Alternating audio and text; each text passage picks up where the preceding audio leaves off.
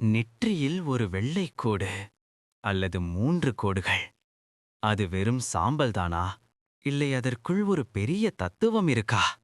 இன்றைக்கு திருநீறு பூசுவதின் உண்மை அர்த்தத்தை ஆழமாக புரிந்து கொள்வோம்.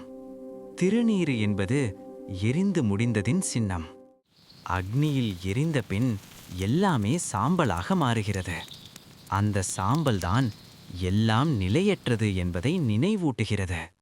மனிதனின் மிகப்பெரிய எதிரி அகங்காரம். நான் பெரியவன், நான் சக்திவானவன், நான் அறிவாளி. இந்த எண்ணங்களை சாம்பலாக்குவதே திருநீரே. அதனால்தான் நெற்றியில் பூசுகிறோம்.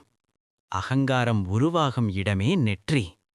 சிவபக்தர்கள் பூசும் 3 திருநீறு கோடுகள் அவை 3 குணங்களை குறிக்கிறது. சத்துவம், ரஜோகம், தமோகம். இந்த 3ஐயும் அடக்கி ஆளுபவன்தான் உண்மையான பக்தன்.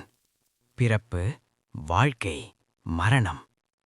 எவ்வளவு அழகு இருந்தாலும், எவ்வளவு செல்வம் இருந்தாலும், இறுதியில் அனைத்தும் சாம்பலே என்பதை திருநீறு நினைவூட்டுகிறது. சிவன் சுடுகாட்டில் வாழ்கிறார். அவர் உடலே திருநீரால் அலங்கரிக்கப்பட்டது. அதன் அர்த்தம் சிவன் மரணத்தையும் கடந்து நிற்கும் பரம்பொருள்.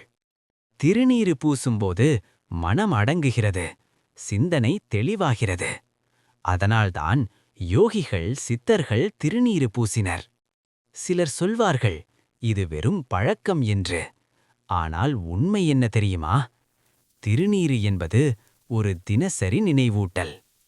நிரந்தரம் அல்ல. உன் அகங்காரம் தேவையில்லை என்பதை. அதனால்தான் நம் முன்னோர்கள் திருநீற்றை மிக புனிதமாக மதித்தார்கள். அது சாம்பல் அல்ல, அது ஞானத்தின் சின்னம். ஓம் நம சிவாய. ஓம் நம சிவாய.